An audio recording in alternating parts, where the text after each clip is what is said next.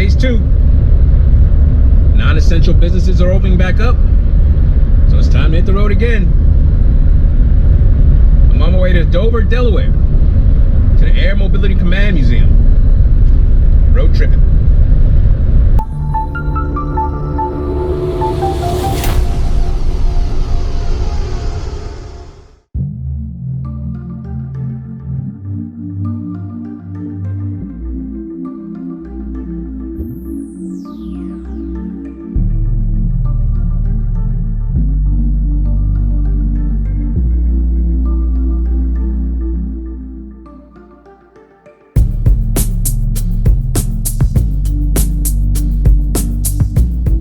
Alright, so the ride was good.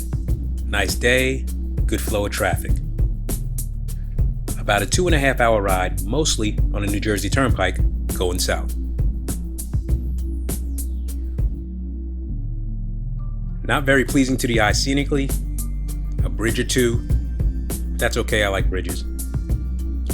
Which sounds kind of silly to say, but there are some people who can't go over a bridge.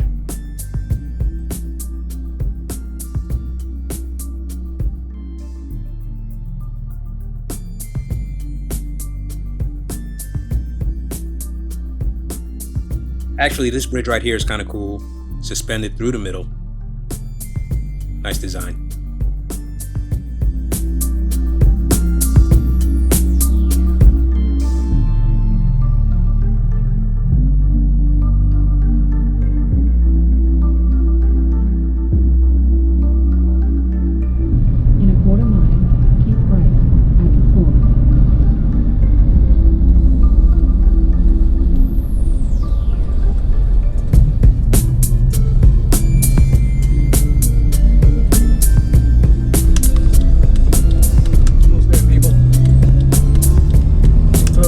Getting close. Straight ahead.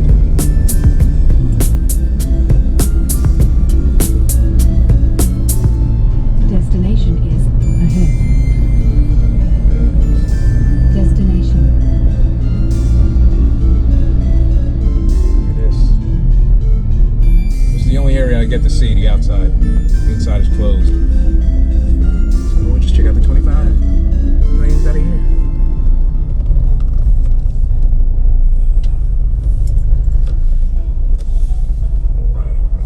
We made it! Alright, so here we are. The Air Mobility Command Museum.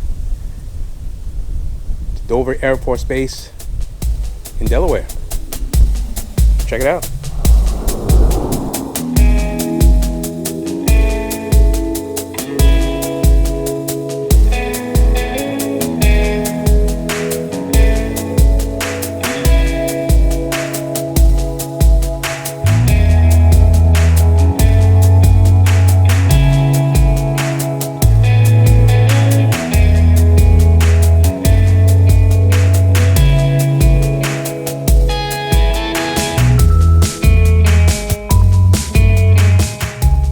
So the museum is pretty much on the Air Force Base. It is free, and there are two areas to see the planes, inside and outside. During this time, the inside is closed. There are 25 different types of aircraft outside you can check out, all used by the U.S. Air Force.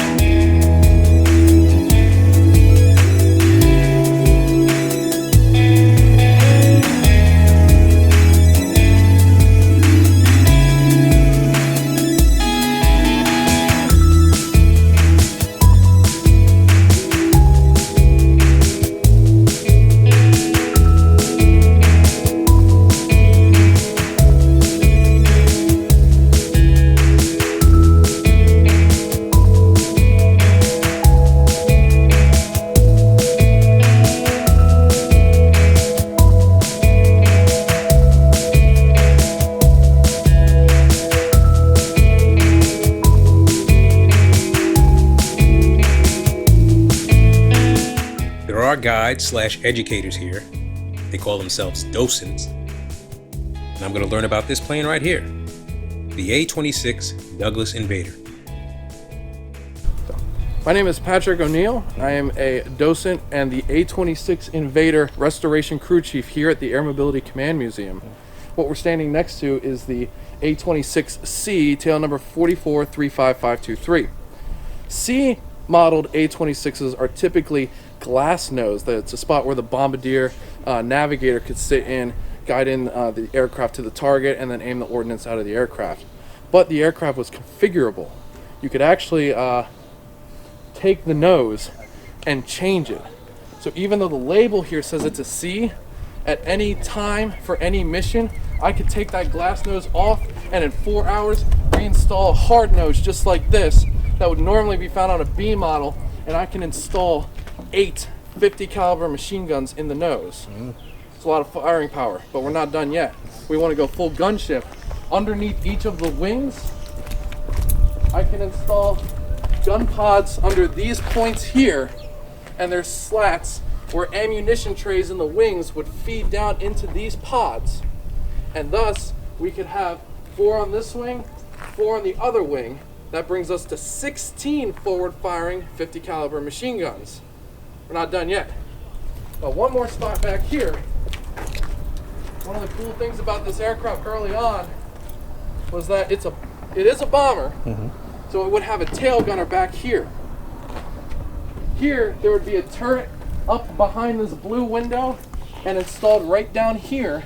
And they would have 2 and 2 machine guns, bringing that count to 4, which could then be rotated forward and shoot forward with the airplane, bringing us to 8, 4, it's 20 machine guns total that are shooting forward on this aircraft. But when you do that, you're carrying so much ammunition, you can't carry any more bombs or rockets, because at this point the aircraft is full, and you're going to start affecting the natural speed of this airplane. I was actually going to ask, what's the highest elevation it could go with all that weight on it? Elevation wise, I don't know off the top of my head. I'd say normally you would operate 20,000 feet, but this is meant to fly low. Right. This is meant to hunt for targets with those guns, rockets and bombs. Right. But these engines, these are the same R2800 engines that you would find on a Corsair fighter plane, a C-46 heavy transport aircraft. The point being, they put out a lot of horsepower, and on the right design, they put out a lot of speed.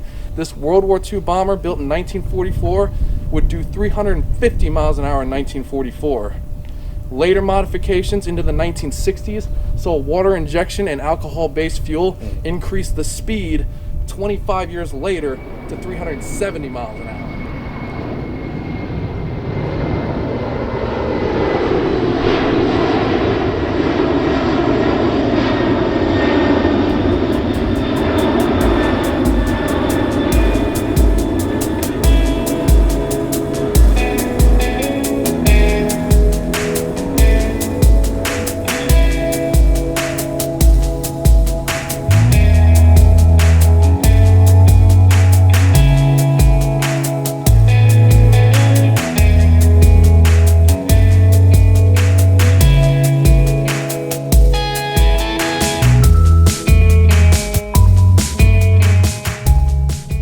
The planes are very impressive from the outside.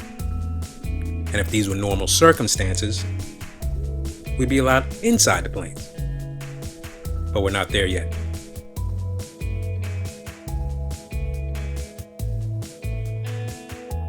Anyway, let's learn about this bad boy right here, the C-133B Carrier.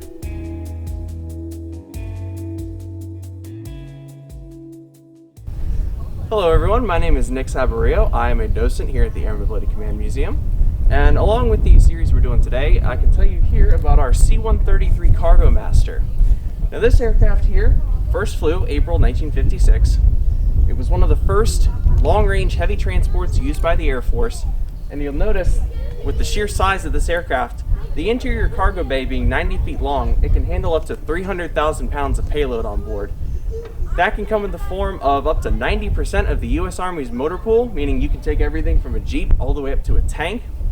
These aircrafts flew broken down jet aircraft, helicopters, other large vehicles, power generators, Or, most famously for the C-133 fleet, it can carry a single, fully assembled, long-range nuclear missile in the form of the Atlas, Jupiter, Titan, or Thor series missiles. In December of 1962, when John Glenn made his first space flight, one of the rocket boosters that went on his rocket to get him into space was flown to Cape Canaveral on board a C-133. Now, this aircraft has two methods of loading. There is a letter flap door on the left side of the fuselage that unhinges at the floor and flips up over the top, and it varies between the A and the B models, of which there were only 50 total. The A model has a two-piece door where one piece comes up and the other piece goes down, or like on our B model here, we have a clamshell door where a small keystone opens at the top, the two clamshells open out to the side, and the ramp comes down. The C-133 was designed from the start to be loaded at truck bed height, and if you're noticing how short this aircraft is to the ground, it is naturally supposed to be that tall. From the concrete of our tarmac to the floor of this aircraft, there's 5 feet of clearance. This is also the only aircraft in our air park that has a crew door on the right side of the airplane. It comes with a crew of 6. This aircraft has a maximum range with no payload and a full tank of gas of around 4,000 miles. When you load it up with a large number of cargoes on board, it'll cut that range down to about half, but this aircraft does still cruise at around 300 miles per hour. It is the largest turboprop-powered transport ever used by the United States Air Force. And those of you who may be a fan of the C-130, the C-130 came out in 1954, we came out in 1956. They look similar, but they are doing 2 very different jobs. Out of those 50 C-133s built, there were 35 A models and 15 B models. The 35 A's served here at Dover, and the 15 served at Travis Air Force Base in California. Out of those 50, only 4 remain. This one here being number 50. This is the last C-133 ever to leave the production line and serve in the U.S. Air Force.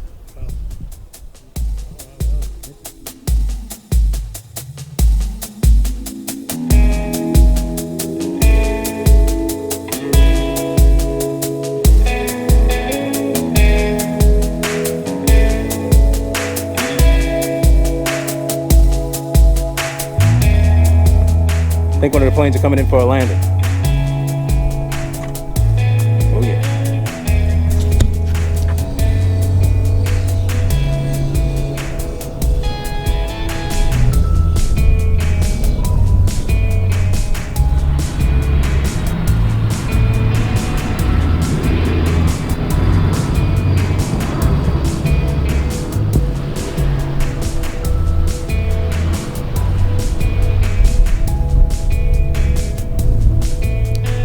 Alright, that's it from the Air Mobility Command Museum here in Dover, Delaware, the Dover Air Force Base.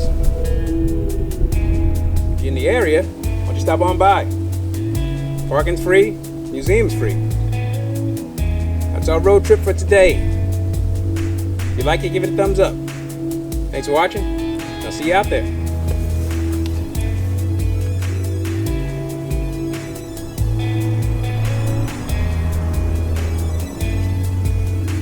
Grab my chair.